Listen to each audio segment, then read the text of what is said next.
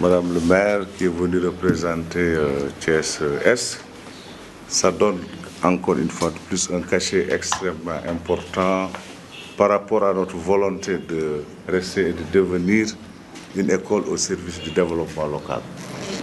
Mais permettez-moi aussi de remercier le professeur Abdou Radissi, qui de par son engagement d'abord pour le Sénégal, lui donnant une réelle perception patriotique de ce que devrait être notre pays, le Sénégal, mais l'Afrique, notre continent, qu'il soit remercié pour tout ce qu'il entreprend comme effort en tant que membre de la diaspora, mais je ne parle pas de n'importe quelle diaspora, la diaspora de l'intelligentsia. Il a toujours œuvré pour que des initiatives nationales soient écloses et placées au premier rang des éléments que nous devons mobiliser pour développer notre pays. Professeur, soyez vivement remerciés. Je voudrais aussi, à travers ce petit mot, placer tout le sens de cette conférence, parce que nous allons recevoir aujourd'hui un des sommités du leadership et de l'entrepreneuriat dans le monde. J'ai personnellement le croisé pour la première fois, mais sur le net, j'ai pu, en 3 jours, me donner une idée exacte de ce qu'était le leadership. Parce qu'en regardant tout de suite même le modèle Diamond, j'ai aussitôt compris que c'est un modèle qui a travaillé sur la méthodologie et les outils, mais c'est un modèle qui n'a pas essayé de remettre en cause une approche, un modèle et une méthodologie. Ce qui m'a le plus charmé, et j'étais pressé de voir, c'était de réaliser que vous avez montré d'une manière très simple, à travers une recherche avec le professeur Peter, que le leadership est d'abord un élément à invoquer pour aider l'homme à se réaliser et à se développer. C'est ça que je tire comme enseignement. Mais le développement de l'homme doit intégrer des éléments liés à l'éthique. Je me pose toujours la question de savoir ce que serait l'homme s'il est dépourvu de valeurs humaines, d'humanisme, s'il est dépourvu de tous les éléments qui font de la profondeur de son être. C'est des questions que je me pose.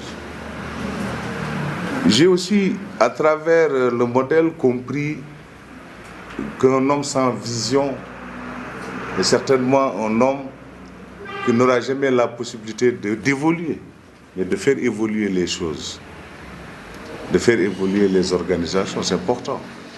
Et aujourd'hui, je pense que quand les élus locaux sont là, ça leur donnera encore une fois de plus la possibilité de comprendre que le développement local passe certainement par la vision de tous les acteurs. C'est ça le modèle Diamond. L'autre aspect important, c'est quoi? C'est que l'homme, en tant que magasin d'énergie, magasin de potentiel, doit être préparé pour faire face à des difficultés. Et l'homme qui n'est pas capable de faire face à des difficultés ne va pas peut-être résister dans ce monde actuel plein de contraintes, donnant aussi aux organisations l'obligation de se mouvoir dans des environnements très mutants, complexes, mais des environnements qui changent à des vitesses très rapides. Je pense que dans le modèle Diamond, on appelle un homme capable de s'adapter, comme le caméléon. Et je voudrais servir à travers ce cours introductif la leçon du caméléon, qui, en se posant sur un objet, commence par prendre sa couleur. C'est une forme d'adaptation. En se posant sur l'objet, il commence toujours par lever sa tête. C'est la vision, c'est pour voir où il va. Mais à peine est-il fini de lever sa tête, il soulève sa queue, c'est pour surveiller ses bases arrière. Et c'est ça qui lui donne l'ordre de marcher tout lentement. Et c'est pourquoi d'ailleurs, dans les leçons de Tcherno Adama au Fouta, il disait que c'est très rare de voir un cadavre de caméléon, parce qu'il a réuni en lui toutes les qualités que le Seigneur, le Créateur, voulait en l'homme. C'est aussi un homme persévérant, parce que devant la difficulté, devant les épineux problèmes, les personnels de nos organisations, les leaders politiques tous ceux qui sont dans des organisations, tous ceux qui sont dans des territoires doivent être préparés à faire face à des difficultés, mais surtout à structurer de manière autonome des mécanismes et des stratégies d'adaptation individuelles qui vont traduire le vrai sens de ce qu'est le développement personnel. Mais encore faudrait-il, dans le cadre de l'approche que le professeur va nous servir tout à l'heure, cerner l'essence. Nous sommes dans un monde qui doit produire, un monde qui doit consommer, un monde qui doit garantir des espaces d'échange. Mais ce monde est celui des entreprises. Ce monde est celui des projets. Ce monde est celui des politiques. Ça nous amène à dire que nous sommes en face d'un monde pluriel, où chaque acteur joue son rôle. Mais ce monde pluriel aussi fait face à des difficultés. Des difficultés liées au fait que nous avons toujours refusé la prééminence de la culture et du culturel sur le devenir de l'être. Certainement, dans un passé très lointain, nous avons voulu raisonner tout en termes d'économie, ce qui plongea le monde dans un économisme béat. Et sur mon terrain, la décentralisation, je fais partie de ceux qui pensent que nous devons aujourd'hui éviter que la décentralisation soit le simple jeu des acteurs politiques. Mais quels acteurs politiques? Des politiciens. Alors que la décentralisation, c'est d'abord l'affaire des populations, qui sont les seuls capables à modifier les trajectoires de leur territoire, qui sont les seuls capables à définir de nouveaux enjeux, qui sont les seuls capables à mettre en marche leur territoire. De ce point de vue, la décentralisation ne tombera pas sous le coup du juridisme béat, avec un corpus de textes que nous-mêmes nous n'avons pas fini d'écrire. La décentralisation suppose qu'on ait aussi des hommes politiques, qui ne sont pas forcément des politiciens. L'homme politique est un acteur de gestion de la cité, alors que le politicien est un manipulateur, un constructeur de discours. Alors que nous avons aujourd'hui besoin, nous avons perception claire que pour faire marcher notre monde, c'est les hommes politiques que nous cherchons et non les politiciens. Qu'est-ce qu'un homme politique? Un leader. Un homme politique est un leader. Le leader, c'est quoi? C'est quelqu'un qui est capable de garantir l'existence d'un suivisme. Il n'y a pas de monde sans suivisme. C'est le suivisme qui explique le sens du leadership. Si on ne suit pas un leader, nous risquons de suivre un faux leader. Mais je pense que si nous suivons un leader, nous suivrons un grand penseur, un grand prophète. On n'est pas peur de le dire. L'individu suivi est un leader parce qu'il est capable de guider, il est capable de faciliter, il est capable d'animer, il est capable d'incarner les pavés de son propre développement pour aider d'autres à se développer. Et c'est ce leader que je cherche. De là, vous conviendrez avec moi que le leader, en fait, grand penseur est un leader qui conçoit, mais dans une conception dynamique. Le leader prophète, il est suivi. Les gens le suivent sans comprendre pourquoi ils le suivent. Et certainement, le fait moteur qui fait qu'on le suit, c'est ça que le professeur va nous démontrer. De manière plus éloquente, plus académique, plus raffinée, plus élaborée. Et vous comprendrez certainement que c'est un petit expert du développement local qui reste convaincu jusqu'à la dernière minute qui m'étouffera que le développement de l'Afrique passera par les peuples. L'unité de l'Afrique passera par les peuples. Et l'Afrique qui se développera, l'Afrique qui sera unie, l'Afrique qui marchera avec le monde, l'Afrique qui sera un mouvement, c'est une Afrique qui aura le maximum de leaders. Voilà pourquoi je ne sais toujours de rappeler que le professeur ici n'est rien d'autre qu'un incubateur de leaders.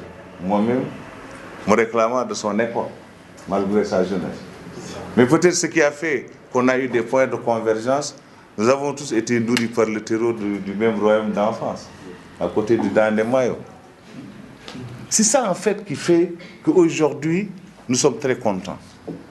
Nous avons dans nos programmes introduits en tant qu'université majeure en tant qu'université ouverte, des cours de développement personnel, des cours de management, des cours de leadership. C'était toujours pour montrer aux étudiants, tout en vous formant, comprenez pourquoi vous vous formez, comprenez ce que vous devez réellement être, comprenez également ce que vous devez réellement apporter. Et aujourd'hui, je suis réjoui, parce que c'est un grand qui viendra pour prendre le message, tout en me remettant à la dimension la plus insignifiante et la plus minime, pour encore montrer qu'aujourd'hui... Je tiens à vous remercier d'avoir pris l'initiative. Je ne saurais remercier Hamdou Rabbi de me donner cette opportunité, si vous voulez, parce que, vous savez, on a inversé les choses. Il faut remettre les choses à leur contexte. C'est-à-dire, quelqu'un qui vous donne l'opportunité de faire du bien, il vous a rendu un grand service. Et si aujourd'hui je peux donner au moins un message où chaque participant puisse partir d'au moins une chose qu'il a appris de ce que j'aurais à vous dire, j'aurais gagné et puis vous aurez gagné aussi. Je tiens à remercier Madame la maire et les représentants politiques de traverser l'enceinte de l'institution académique. Parce que généralement, le rapport qu'on a avec des élus, c'est souvent « donnez-nous un peu plus d'argent », etc. D'accord ? Mais le fait de venir voir ce qui se passe ici relève du courage, de l'intuition, de la vision et aussi du témoignage. Vous ne pouvez pas témoigner plus que cela de votre support. D'accord ? Pourquoi ? Parce que, vous savez, ça me permet de faire une transition par rapport à monsieur le directeur. C'est que, il me dit, pendant 3 jours, il s'est documenté sur le leadership Diamond, etc. Très souvent, ce que nous faisons, c'est que, et ça, je m'adresse à nos étudiants, l'erreur que font nos étudiants, parce que je suis professeur dans près de 10 universités dans le monde entier, je dis toujours aux étudiants, quand vous allez au marché pour acheter un téléphone ou autre, c'est que vous allez éplucher la notice et les fonctionnalités de ce téléphone, au point où vous mettez le prix. Donc quand vous venez dans une conférence ou dans un cours, vous investissez également de votre temps. Et le minimum, c'est de faire vos investigations pour savoir à quoi vous en tenez. Et je ne peux pas être plus honoré que ça, parce que vous avez pris la peine de regarder qui je suis et ce que je fais. Ce qui me facilite vraiment la tâche. D'accord ? Vraiment, je vous remercie et je suis votre serviteur.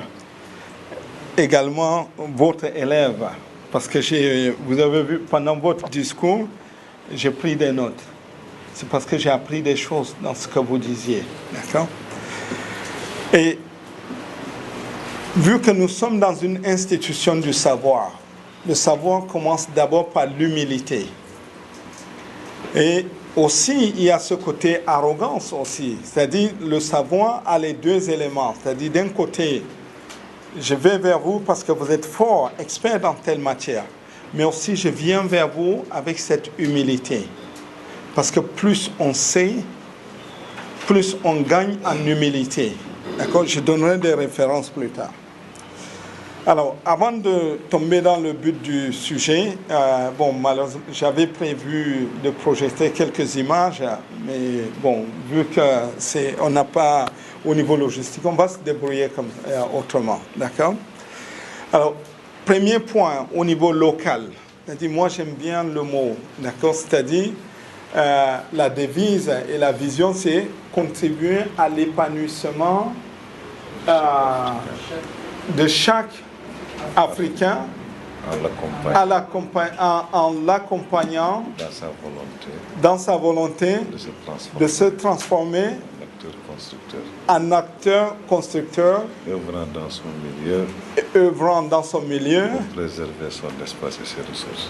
Pour préserver son espace et ses ressources. Alors, vous savez, les grands esprits se rencontrent. Donc, je ne sais pas ce qui vous est, comment vous êtes arrivé à cela.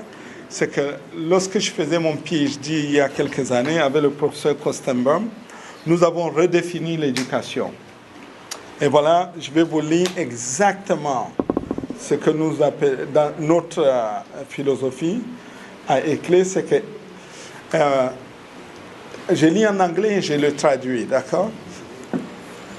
Individuals are and should be educated to create values for themselves, their family, their community, the environment they live in, and their country. D'accord?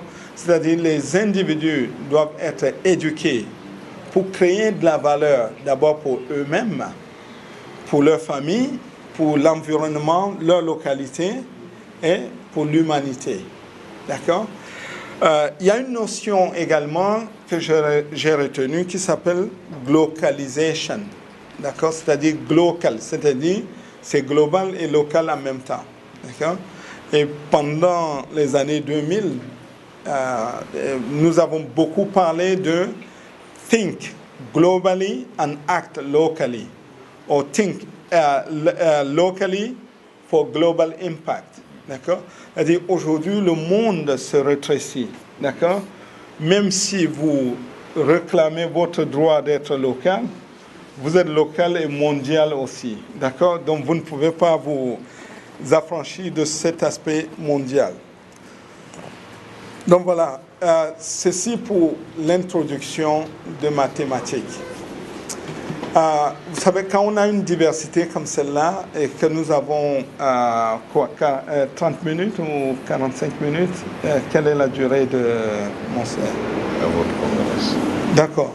Donc, une demi-heure, c'est de savoir sous quel angle. Généralement, quand on fait une formation comme celle-ci, on l'a expérimenté pendant 2 jours ce week-end avec des programmes doctoraux. C'est que ils ont réclamé au-delà des 2 jours qui étaient prévus, au point où on va refaire 2 sessions ce week-end.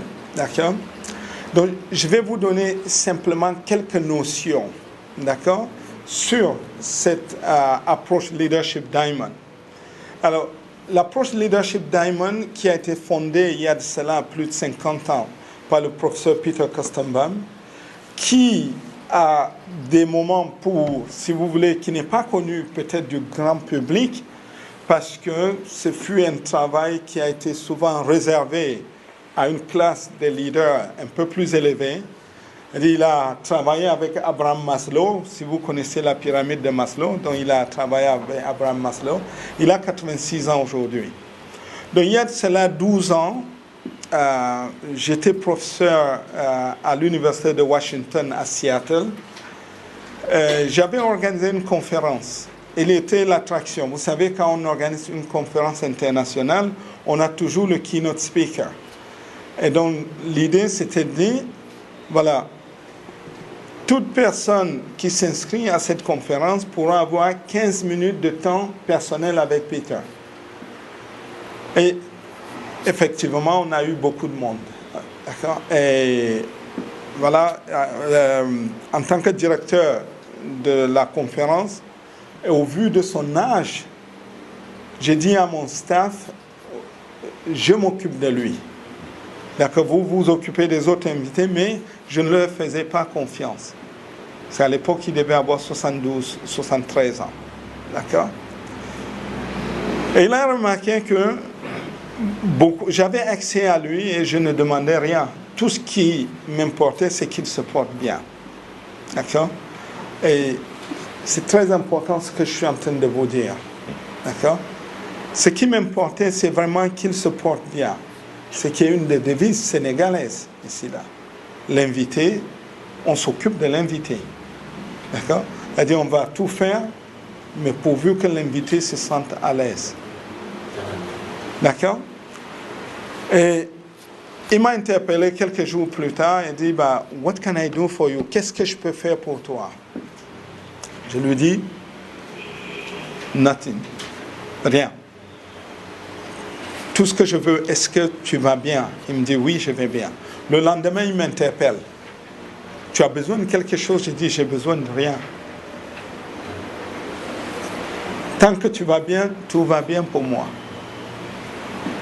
Troisième jour, alors parce qu'il se sentait redevable, au troisième jour, il insiste. Je lui dis, ok, parle-moi de ta vie.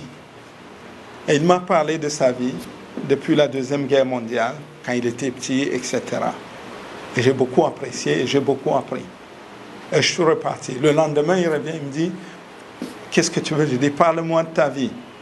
Et il a sorti son bouquin, un de ses bouquins, il dit, The Inner Side of Greatness. D'accord?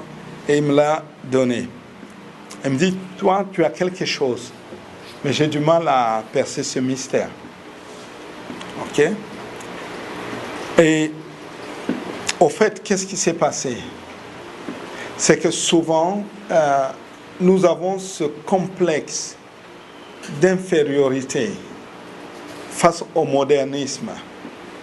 Alors, je m'adresse à la jeunesse ici, là. C'est-à-dire, quand on est nain et on veut voir loin, on monte sur le dos du géant. D'accord? Et les géants, c'est les anciens. C'est les aînés. Ce n'est pas parce qu'ils ne savent pas lire ni écrire qu'ils sont illettrés.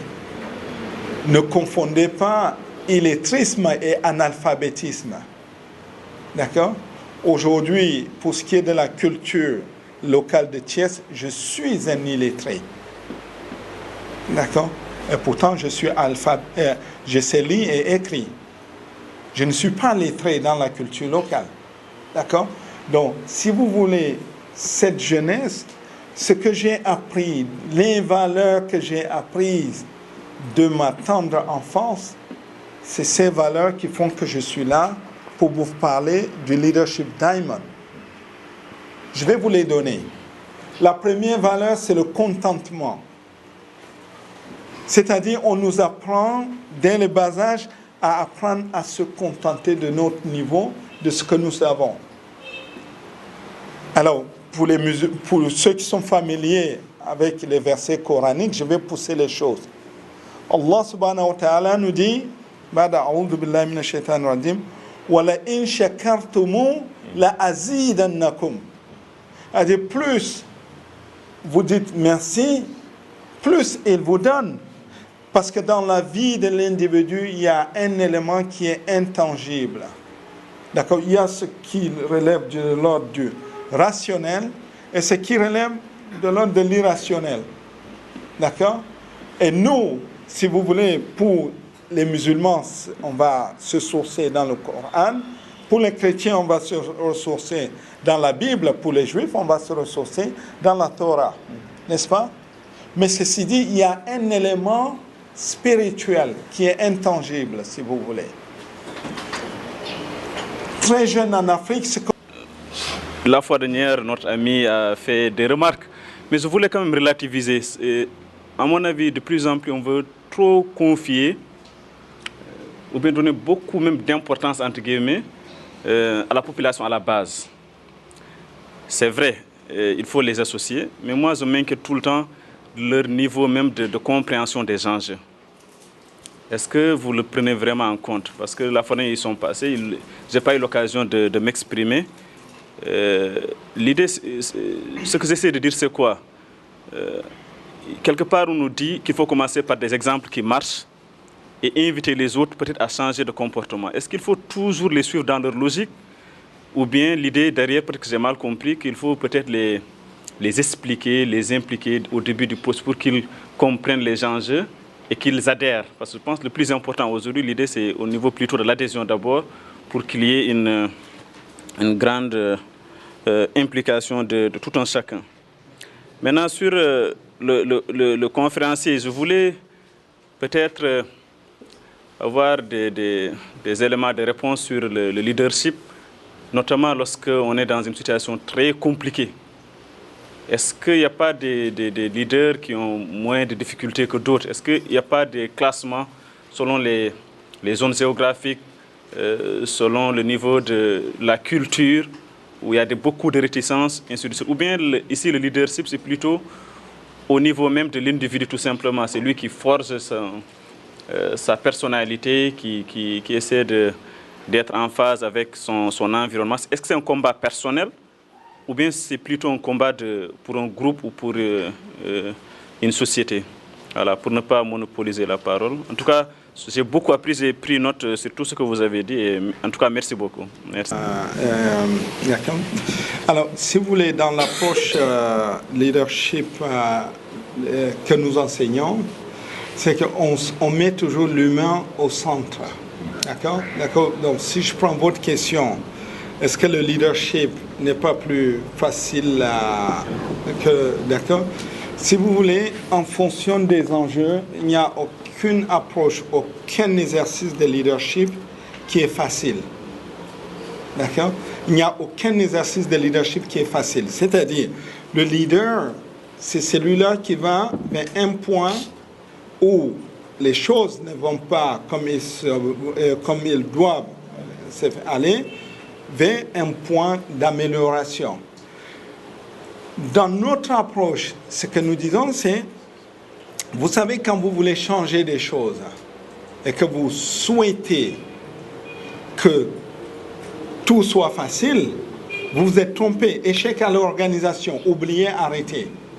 Donc, il est clair que si je viens vous dire que je vais à la Lune aujourd'hui et que vous me dites, Masha'Allah, c'est beau, c'est joli, etc., vous ne me rendez aucun service. Parce que c'est utopique. Donc, naturellement, vous allez opposer. D'accord? C'est-à-dire, dans tout exercice de leadership, quel que soit le niveau, la difficulté fait partie. D'accord? Maintenant, ce qui fait la différence, c'est toujours la qualité humaine. D'accord? Dans notre diagramme, bon, je n'ai pas pu le montrer, c'est que, imaginez un diagramme vectoriel, où dans l'axe des X, vous avez ce qu'on appelle attitude. Et dans l'axe des Y, vous avez le savoir-faire. Donc, quand vous tirez ces deux, vous avez une résultante. C'est cette résultante que nous appelons leadership. Et quand vous regardez ce qui fait la différence dans l'axe des Y, c'est le management, le savoir-faire. D'accord, il faut couper, il faut scier, il faut faire les choses. C'est la technocratie, si vous voulez. D'accord? Ça nous donnera toujours 20% du résultat. Par contre, dans la partie leadership, où, si vous voulez, vous savez, moi j'ai toujours été fasciné par les politiciens. D'accord? Parce que, ben voilà, je ne sais pas, Madame la maire, vous pouvez dire un mot là-dessus. Parce que vous savez, les chefs d'entreprise qui sont là, plus vous travaillez, plus vous gagnez. Mais quand vous voyez nos leaders politiques, s'il y a une demande, il y a une crise, ils doivent être sur le terrain. Et il n'y a aucune indemnité supplémentaire. Hein? D'accord, c'est des heures, il faut aller à telle fonction. D'accord, là, c'est l'heure du midi, on a monopolisé Madame la... D'accord? Et si vous voulez, c'est ce genre de détails qui font que nous sommes tellement naïfs, etc. D'accord? Maintenant, peut-être je voudrais dire un mot par rapport à ce que vous avez dit. C'est effectivement, vous savez, quand on parle d'intégration de la population locale, moi, la grand-mère qui est dans le village, quelque part, ma préoccupation, c'est quoi? Vous me parlez du modernisme, de la numérisation de la ville, etc. C'est bien pour vous, ça ne m'intéresse pas.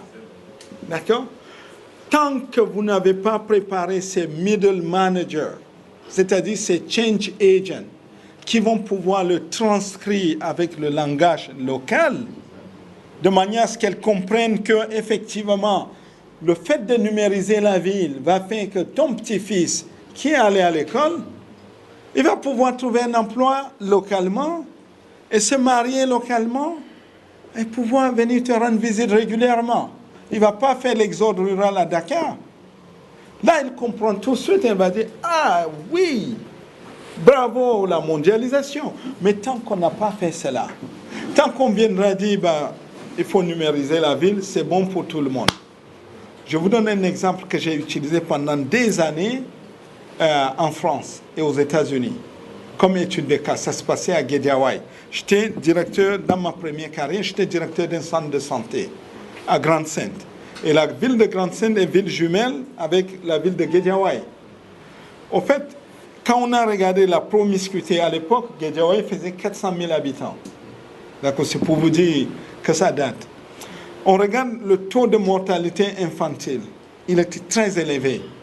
Qu'est-ce qu'on fait? Il faut donner une réponse. La réponse, c'était de construire une maternité. On vient, on construit une maternité high-tech, state of the art. D'accord? 6 mois, 1 an plus tard, évaluation, on a le même taux de mortalité, peut-être pire. Qu'est-ce qui s'est passé? Ben, les dames n'accouchaient pas. Pourquoi? Parce qu'on a la sage-femme, la marâtre, sage-femme traditionnelle, qui a dit: vous voulez accoucher à l'hôpital du Blanc? Pas de problème, ne m'appelez pas pour bénir l'enfant. Donc, dans la tête de la population, la bénédiction est plus importante que la vie même de l'enfant.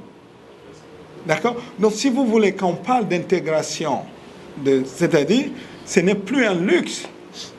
Le moment d'imposer, c'est-à-dire, vous pouvez amener votre bétail à la rivière, mais vous ne pouvez pas forcer votre bétail à boire de l'eau. D'accord? Donc, si vous voulez, nous avons besoin d'éléments, d'accord, qui vont pouvoir transcrire cette vision en réalité locale. Et c'est l'exercice que nous avons fait pendant 2 jours au centre. On a pris du retard parce qu'il fallait justement d'abord déconstruire. C'est-à-dire, si aujourd'hui nous avons des modèles qui ne marchent pas, le problème, ce n'est pas le modèle, parce que ces modèles marchent ailleurs. On a cru qu'en les appliquant localement, ça suffit. Donc, monsieur le directeur, votre rôle est plus qu'important. C'est de former des têtes qui vont penser avec ces modèles, comment les introduire ici, là. Et moi, je serai votre premier étudiant. D'accord? Okay. Maintenant, allez. Mais moi, ma préoccupation fondamentale est par rapport à la méthode Diamond, c'est l'éventuel conflit qu'il pourrait y avoir entre la méthode et les principes unificateurs individuels du leader. Donc, ma préoccupation est de savoir si, bon, dans le sens de vos réflexions et en puisant dans votre expérience, est-ce que vous ne trouvez pas qu'il y a un risque quelconque de conflit entre cette méthode qui est donc une méthode qui n'appartient pas à celui qui est censé l'utiliser et ses principes unificateurs de base à lui? L'approche leadership, l'approche leadership Diamond, c'est que si vous voulez aujourd'hui, c'est une approche qui est utilisée et qui a été utilisée pendant des années avec, dans des grandes entreprises comme Wells Fargo, qui paye une licence annuelle qui peut s'élever à $700,000 pour utiliser les outils du Leadership Diamond. Donc voilà, et Aluminium Canada, Ford Motor Company, c'est une méthode qui a accompagné à la fois des petites entreprises qui sont devenues aujourd'hui des mastodontes, Start Oil, qui est la compagnie de pétrole norvégienne, également qui a utilisé la méthodologie quand ils étaient 2 employés. Aujourd'hui, ils ont des centaines de milliers d'employés. D'accord? Donc ça, c'est pour situer le contexte, le côté non purement ésotérique de l'approche Leadership Diamond. C'est un côté qui est concret. Alors, maintenant, dans votre approche, c'est vrai que vous, en tant que chef d'entreprise, vous avez une préoccupation. C'est que votre vision peut entrer en conflit ou entre souvent en conflit avec celle du personnel. D'accord? Et si vous voulez, dès lors que vous savez, moi je peux vous interpeller avec une autre question. En quoi trouvez-vous que la méthodologie peut être en conflit? Et de quel point de vue voulez-vous que je réponde? D'accord? C'est-à-dire, si je prends la même situation, j'aurai un regard différent si je suis chef d'entreprise, si je suis cadre supérieur ou si je suis employé. D'accord? Donc, si vous voulez, si vous considérez le diamond, il n'y a pas de stylo, il y a de quoi écrire. Alors, marqueur. Donc, si vous voulez, ce qu'il faut regarder avec le diamond, c'est que le diamond est un outil qui vous permet de mieux lire les choses. C'est-à-dire, d'un côté, si on prend ce que nous appelons ontographe, la carte de l'existence de tout organisme, c'est que d'un côté, vous allez voir, il y a l'individu, quel qu'il soit. Et de l'autre côté, nous avons le système. Et le système représente la diversité et l'adversité. Ça veut dire, le système, c'est mon patron. Le système, c'est mes salariés. Le système, c'est mon enfant. C'est mon papa, etc. Tout ce qui n'est pas moi représente le système. Donc, aujourd'hui, vous, en tant que chef d'entreprise, il y a des préoccupations qui sont propres aux chefs d'entreprise, qui ont avec elles son lot d'objectifs.